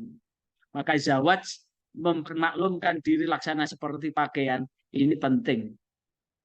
Kalau sudah berpasangan maka tentu ada proses ijab qabul. Mulai dari uzawi juga ala ma amaral bihi min imsakin bima'rufin atau tasrih bisan angkahtuka wa zawwajtuka maktubataka fulanah bin fulan, fulanah binti fulan, mauliyata abiha bimahrin, sesuai dengan apa yang sudah disepakati, halan maupun muajalan, kontang atau dikredit atau dicicil, itu urusan yang lain. Tapi proses itu kemudian dijawab qabil tu nikahaha bil mahril maghur, aku terima nikahnya dengan mahar yang telah disebutkan. Itu adalah masuk dalam kategori kedua belah pihak sudah melakukan perjanjian yang kokoh. Sehingga Allah sendiri di dalam Al-Quran surah An-Nisa surah nomor 4 ayat 21, wa kaifa ta'khudunahu wa qad afdha ba'dukum ila ba'din wa akhadna minkum mitsaqan ghalidha. Wa kaifa ta'khudunahu, bagaimana kamu mengambilnya kembali? Wa qad afdha, padahal kamu sudah memutuskan ba'duhum, sebagian di antara kamu, ila ba'din, atas bagian yang lain. Wa akhadna, dan sungguh kamu sudah mengambil mitsaqan, perjanjian ghalidhan yang kokoh. Berarti kalimat ijab qabul itu adalah ikatan yang kokoh. Untuk mewujudkan kekokohan tentu, sekali lagi, untuk mewujudkan kekokohan itu tentu bekal yang paling utama adalah bekal yang berupa bekal iman itu. Saking pentingnya, Luqmanul Hakim berpesan kepada anaknya, ya bunayya, wahai anakku, innad dunya, sesungguhnya dunia ini bahrun amik atau kalbahril amik, samudra yang sangat luas. Doriko atau kot doriko, tenggelamlah fihi, di dalam samudra itu, khalqun katsirun, manusia yang sangat banyak, atau katsirun minan nas, kebanyakan dari manusia. Perintahnya adalah faltakun, maka hendaklah engkau jadikan safinatuka, kapalmu itu, fihi, di dalam lautan itu adalah al-iman, iman. Berarti iman ini adalah modal pokok, modal dasar di dalam rangka melanggengkan rumah tangganya. Modal dasar di dalam rangka mengokohkan rumah tangganya. Tapi sekali lagi, kapal yang besar, kapal yang kuat belum cukup untuk mengarahkan kapal itu selamat sampai tujuan. Maka kelanjutan wal yakun hasbuha, wal yakun hasbuha, maka hendaklah jadikan nahkodanya adalah at-taqwa, takwa kepada Allah. Apa itu takwa? Mengimplementasikan, mempraktekkan nilai-nilai keimanan itu di dalam rangka membawa keterlanjutan dalam mewujudkan keluarga yang sakinah, mawaddah, dan rahmah. Keberlanjutan di dalam rangka membawa keluarga yang sakinah, mawaddah, warahmah. Namun nahkoda belum cukup untuk mengantarkan jikalau tidak dilengkapi wal yakun syira'uha at-tawakkal 'ala Allah. Wal yakun, hendaklah syira'uha, layarnya adalah tawakal kepada Allah. Syira' ini adalah mesin. Mesin ini adalah ibarat yang menggerakkan untuk terus bergerak dan berjuang. Apa? Tawakal. Menyerahkan diri kepada Allah. Hasbunallah wa ni'mal wakil. Cukuplah Allah sebagai pelindung dan Allah adalah sebaik-baik penolong. Hasbunallah, cukuplah Allah sebagai pelindung, wa ni'mal wakil, dan karena Allah adalah sebaik-baik penolong. Dan kenapa Luqmanul Hakim berpesan itu?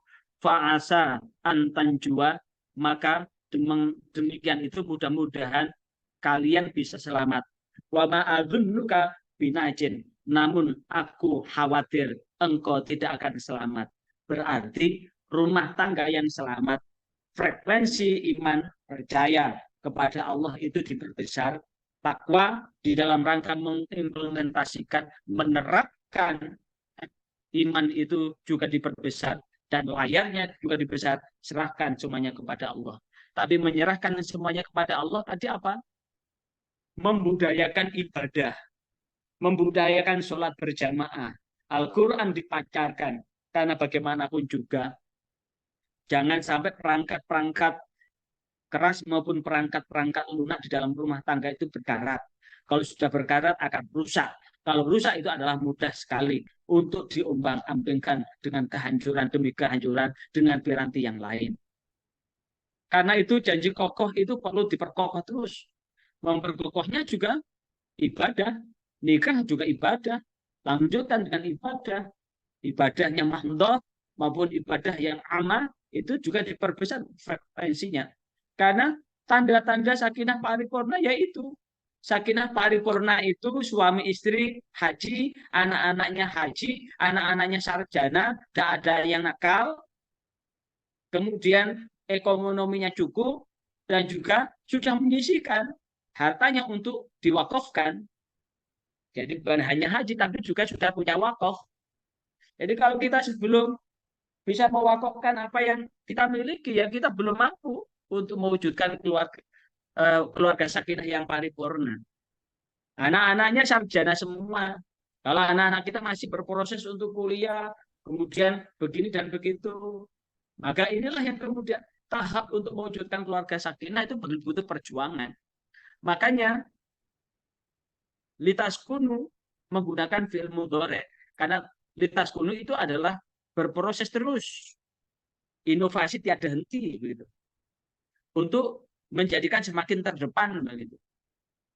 Maka tentu pilar yang ketiga adalah saling memperlakukan pasangan dengan baik. Mu'asyarah bil ma'ruf. Mu'asyarah bil ma'ruf itu adalah wa'asyiruhunna bil ma'ruf fa in karihtumuhunna fa asa an takrahu syai'a wa yaj'alallahu fihi khairan katsira. Wa'asyiruhu itu adalah mempergauli istri itu bil ma'ruf yang patut. Patut itu berarti sesuai dengan adat istiadat yang ada.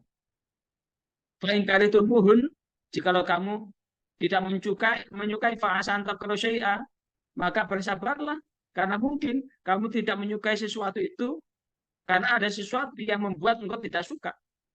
Wa yaj'alallahu fi khairan katsira, padahal Allah sudah menjadikan padanya kebaikan yang banyak sekali. Orang bertengkar itu yang dilihat adalah kekurangannya. Orang bercerai itu yang dilihat adalah kekurangannya. Walaupun ibarat angka 100 sampai 100 begitu. Kebaikannya itu 99. Kemudian ada satu yang jelek yang menyebabkan bibit retaknya rumah tangga, maka 99 kebaikan tidak nampak. Yang nampak adalah satu yang jelek itu. Itu kalau kemudian fenomena orang yang bercerai ketika masih hidup, sama-sama masih hidup. Tapi akan berbeda jika bercerai itu karena kematian. Jeleknya 99, tidak ada baik-baiknya. Tapi menjelang meninggal, betul-betul dia menjadi orang yang taubat. At-taibun, orang yang bertaubat. Seluruh kekurangannya ditutup dalam sehari saja. Seluruhnya sehingga memberikan kesan yang baik. Kalau laki-laki memberikan kesan pada istrinya, kalau perempuan memberi kesan pada suaminya, yang baik melampaui kebaikan apapun yang dilakukan oleh orang. Maka justru ketika bercerai karena kematian, di ujung itu dengan satu kebaikan, maka keburukan yang berjumlah 99 itu akan mampu tertutupi dengan satu. Maka ketika ada orang yang mau bertengkar, jangan lihat jeleknya sebetulnya. Seorang advokator, seorang mediator, seorang konselor, ketika ada klien yang mau bercerai, jangan ungkit-ungkit keburukannya, tapi gali kebaikan dengan kebaikan, demi kebaikan dan demi kebaikan. Bawa pikiran mereka, bawa perasaan mereka saat mereka saling memberikan kebaikan. Karena di saat itulah yang kemudian akan muncul memori. Sekali lagi, akan muncul memori untuk mengungkap kebaikan itu sehingga mampu melanggengkan rumah tangganya. Ketika sudah saling melakukan dengan baik, maka hal sekecil apapun fa in arada fisolan antara minhuma wa tasyawurun fala junah alaihima, musyawarah, termasuk urusan apa di ayat ini, fa in arada fisolan, dan jikalau engkau menghendaki untuk menyapih antarodin, maka antarodin itu suami istri itu saling merelakan. Misalkan istri menginginkan menyusui anaknya sampai 2 tahun, musyawarahkan, komunikasikan. Karena apa? Suami juga butuh menyusu. Jangan sampai kemudian rebutan sama anaknya. Itu perlu musyawarah.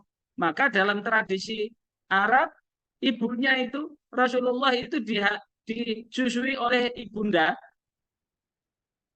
Ibunda Aminah itu hanya beberapa hari aja kok. Habis itu dicarikan sepersusuan. Yang paling lama adalah disusui oleh Halimah dari Bani Sa'diyah. Kenapa? Karena bapaknya juga butuh itu. Nah, ketika memutuskan itu ada kerelaan. Jangan sampai rebutan. Maka antara min rumah ada kerelaan dari kedua belah pihak. Yang paling penting watasyawur. Tasyawur itu adalah bermusyawarah. Musyawarah untuk mufakat. Fala junah alaihima, maka tidak ada dosa atas keduanya. Inilah pilar yang penting yang perlu digunakan untuk merajut itu. Sehingga apapun kondisinya, apakah yang mencari nafkah hanya suami saja, apakah yang mencari nafkah hanya istrinya saja, atau kedua-duanya yang mencari nafkah, atau dua-duanya tidak mencari nafkah, atau single parent, adalah bagian dari irama kehidupan ini. Yang paling ideal adalah apakah hanya suami saja yang mencari nafkah, atau ganti istrinya yang hasilnya lebih bagus sehingga suami ada di rumah ngerawat anak-anak, tidak masalah selama itu dimusyawarahkan. Atau kedua-duanya mencari nafkah, kan bagaimana untuk merajut kelanggengan kekokohan rumah tangga itu. Mana yang ideal bergantung siapa yang mau menerima gitu. Maka dari situlah yang kemudian akan terwujudlah namanya keluarga ideal. Keluarga ideal itu adalah keluarga yang tidak ada segala bentuk kekerasan. Tidak ada bentuk kekerasan. Apakah kekerasan fisik? Apakah kekerasan psikis? Apakah kekerasan ekonomi? Apakah kekerasan seksual? Nusuzahunna. Itu kalau kemudian menggunakan kias. Nusus itu bukan hanya pihak laki perempuan aja. Tapi nusus itu juga bisa dari pihak laki-laki. Ketika seseorang laki-laki suami yang mestinya menjadi pelindung rumah tangganya, tapi memberikan kekerasan fisik, kekerasan jiwa, kekerasan ekonomi atau seksual, itu termasuk kategori suami yang nusus itu. Suami yang bangkang itu. Dan bagaimana terwujud keluarga ideal itu akan terjamin tumbuh kembang semua anggota keluarga. Ketika tumbuh kembang semua anggota keluarga, maka akan terjamin relasi yang seimbang dalam konsep tauhidiyah. Mempunyai kesempatan yang sama. Laki-laki boleh ke masjid, perempuan pun boleh ke masjid. Laki-laki boleh haji umroh, perempuan pun boleh haji umroh. Jangan sampai kemudian ketika ditanya istrinya kemana, dia bilang bahwa, loh, kan perempuan kan lebih baik sholat di rumah. Lebih baik sholat di rumah itu kalau ketika ke masjid itu menimbulkan masalah. Kalau ke masjid tidak menimbulkan masalah, justru yang utama ya ke masjid, bukan sholat di rumah. Karena sholat yang paling utama jika sholat wajib itu dilakukan di masjid. Kalau sholat sunnah dilakukan di rumah. Jangan kemudian mentang-mentang bahwa yang paling berkuasa itu adalah laki-laki semata. Kalau suami itu selaku kepala rumah tangga punya kewajiban mengajak istri dan anak-anak untuk ke masjid, memakmurkan masjid. Kalau yang memakmurkan masjid, lantas kemudian sabatun ya dilu yaumaladila illa dilalu, 7 golongan yang akan mendapatkan naungan tatkala tidak ada satu naungan pun kecuali naungan Allah, maka yang akan dapatkan hanya laki-laki, padahal perempuan pun butuh akan mendapatkan naungan. Salah satunya adalah rajulun qalbuhu mu'allaqun bil masajid, seseorang yang hatinya terpaut untuk memakmurkan masjid. Nah, istri dan anak-anak pun butuh itu, bukan hanya suami. Itulah yang disebut dengan suami istri akan terjamin relasi keseimbangan dalam konsep tauhidiyah. Dan keluarga yang ideal itu adalah keluarga yang mampu terpenuhi kebutuhan dasar keluarga. Kebutuhan primer itu terpenuhi, sandang, pangan, papan. Sekarang rekreasi itu juga masuk kebutuhan primer itu, termasuk tersedianya pulsa HP itu juga primer itu. Sekarang itu mau pergi, kalau istri ketinggalan dibandingkan dengan HP ketinggalan, itu lebih susah ketinggalan HP kok. Jauh begitu balik lagi kok. Apalagi kalau kerjanya ya lewat HP itu. Maka kalau kemudian HP tidak ada di tangan, maka tidak bisa menghasilkan apa-apa karena transaksi semua ada di HP. Nah, itu kebutuhan-kebutuhan primer, kebutuhan-kebutuhan dasar itu bisa terpenuhi. Dan keluarga yang ideal berkeyakinan bahwa semua peran tetaplah mulia. Laki-laki sebagai suami, perempuan sebagai istri, kemudian orang tua istri sebagai mertua, orang tua kita sebagai mertua istri kita, anak-anak kita, keluarga kita, kerabat kita, tahu tentang peran dan tidak ada peran yang terhina. Semuanya peran adalah mulia dalam rangka menghambakan diri kepada Allah Subhanahu wa taala. Sekali lagi, semua peran adalah mulia dalam rangka menghambakan diri kepada Allah Subhanahu wa taala. Penghambaan inilah yang kemudian ada segitiga cinta yang perlu dipupuk. Komitmen untuk tetap melestarikan, melanggengkan rumah tangga, gairah untuk menderukan dalam rangka berjuang untuk mendapatkan kebaikan demi kebaikan yang lebih banyak, dan kedekatan emosi yang selalu dipupuk, cinta kasih yang mendalam akan menjadikan bagian yang tak terpisahkan di dalam merajut keluarga yang sakinah mawaddah warahmah. Apapun bentuk tahapan, di tahap 1 sampai 1,5 tahun akan terlewatkan dengan itu semua. Tahapan kedua, tahapan bersaran 2 sampai 3 tahun akan terlewatkan. Tahapan ketiga, tahapan pribadi akan terlewatkan di umur 3 sampai 4 tahun. Begitu pula tahap keempat, kolaborasi 5 sampai 14 akan terlewatkan karena piranti itu sudah kokoh, kapal itu sudah kokoh. 15 sampai 25 tahun akan terlewatkan karena kapal, nahkoda, layarnya sudah mantap semua, antan jua untuk menyelamatkan hidup rumah tangga.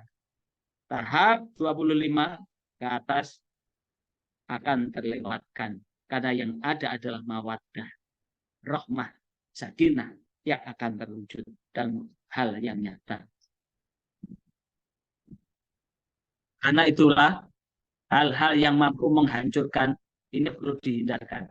Sekali lagi, hal-hal yang menghancurkan hidup rumah tangga ini yang perlu dihilangkan. Dan di saat itulah yang dapat dilakukan adalah bagaimana merajut rumah tangga yang sakinah, mawaddah, warahmah. Ada pertanyaan dari sini, saya persilahkan. Masih ada waktu 15 menit sebelum kita meninggalkan kelas meeting ini. Sekali lagi, untuk absen kedua, tolong dibuka. Sekali lagi, peran saudara dimanapun posisinya, termasuk Pak Farid ini, sebagai penyelenggara syariah, ini dalam rangka mengawal produk halal, mengawal zakat dan wakaf, itu adalah bagian tak terpisahkan dari apa? Dari manajemen bimbingan penyuluhan pemberdayaan masyarakat. Karena apa? Ketika masyarakat ini sudah berdaya, keseluruhan terutama ini, seluruh produk-produk ini mau tidak mau harus ada ikhtiar yang kuat untuk mensukseskan sertifikasi halal semua pihak. Sertifikasi halal semuanya karena tibtok muktus tajab dakwatuk.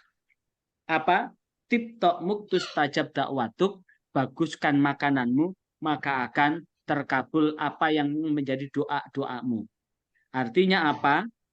Sebuah keluarga akan langgeng, akan sakinah, mawaddah, warahmah, jikalau apa yang dimakan, apa yang dilakukan adalah hal-hal yang halal, bukan hal-hal yang haram, syubhat dan sebagainya. Maka itulah yang kemudian menjadi energi penting di dalam rangka untuk mewujudkan keluarga yang damai, tentram. Maka pemberdayaan masyarakat itu adalah bersifat dalam rangka apa? Secara internal adalah memperkokoh, memperkuat piranti-piranti potensi yang ada di dalam diri masyarakat itu untuk menjadi masyarakat yang berdaya. Secara eksternal, maka masyarakat yang berdaya itu akan memberikan simbiosis mutualisme kepada masyarakat yang lain. Dan ternyata bahwa sesungguhnya Allah menjadikan segala sesuatu itu berpasang-pasangan. Berpasang-pasangan, berjodoh-jodoh itu. Kalau saya lihat di buku ini ada dua buku. Yang pertama adalah bukunya Profesor Umar Shihab, Kontekstualisasi Al-Quran. Yang kedua adalah bukunya Profesor Said Aqil Al-Munawwar, Al-Quran Membangun Tradisi Kesolehan Hakiki. Ini ternyata di situ diungkapkan betul bahwa Allah menjadikan segala sesuatu itu berpasang-pasangan, berjodoh-jodoh.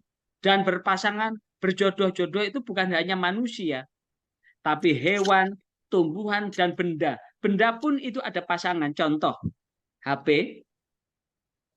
HP ini tidak pernah hidup dan tidak pernah mati, tapi bisa memberikan fasilitas buat orang yang hidup karena ada yang jodoh. Apa itu?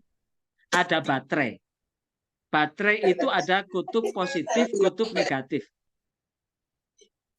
Ternyata baterai pun itu ada pasangannya. Coba aja baterainya kebalik. Yang positif ke positif, yang negatif negatif, maka tidak bisa hidup kan?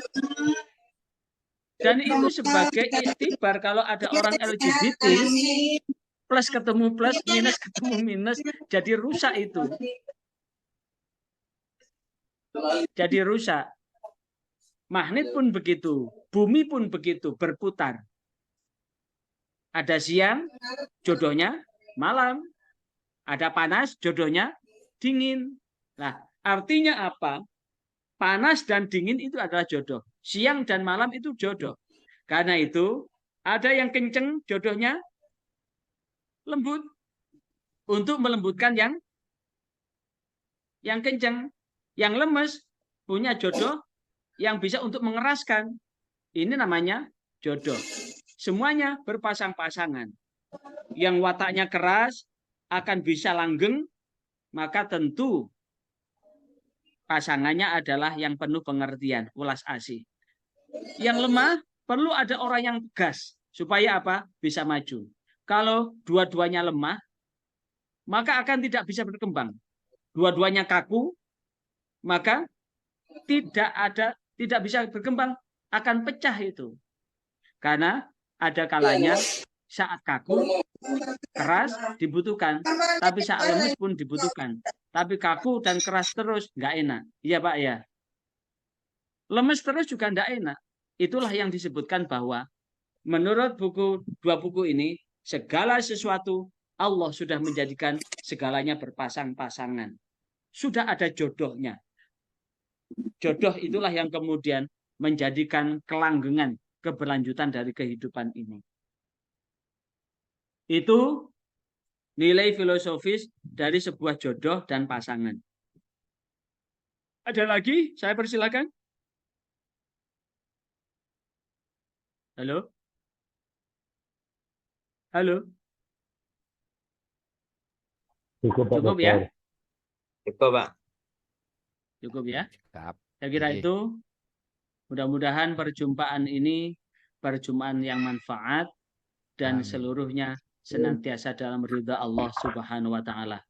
Mari kita doa ini.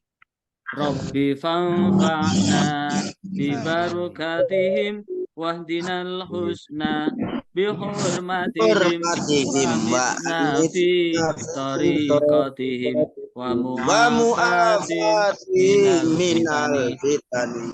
Kita berharap kepada Allah semua apa yang ada berkah manfaat, kemudian keseluruhan senantiasa dan kebaikan, kita senantiasa mohon kepada Allah dimatikan di jalan Allah, dan kita pun akan dibebaskan dari macam-macam fitnah. Kita baca sekali lagi.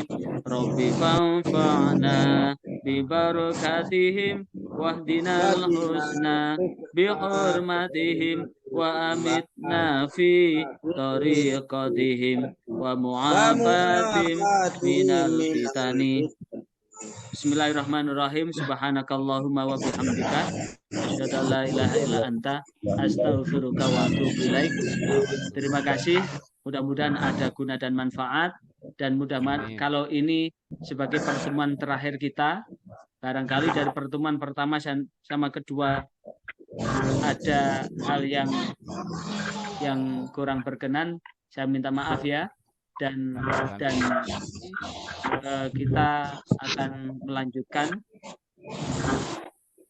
Mudah-mudahan apa yang saudara rencanakan, skripsinya, tesisnya lancar, proposalnya segera konsultasi sama Kaprodi agar saudara bisa menyelesaikan tepat waktu. Lagi selesaikan segalanya tepat waktu, karena nikmatani malbunun, dua nikmat yang menipu manusia. Nikmatan maghbunun fi nikmat kafir minan nas, bahwa dua nikmat yang akan menipu kebanyakan dari manusia atas dua nikmat itu adalah nikmat sehat, sihatun wal faraghun. Wal faraghu. As-sihatu wal faraghu. Nikmat sehat dan nikmat sempat. Gunakan kesempatan dengan baik sebaik-baiknya. Sebelum ada kesempitan, gunakan sehat sebelum datangnya sakit. Sekian, walafumikum. Wassalamualaikum warahmatullahi wabarakatuh. Waalaikumsalam.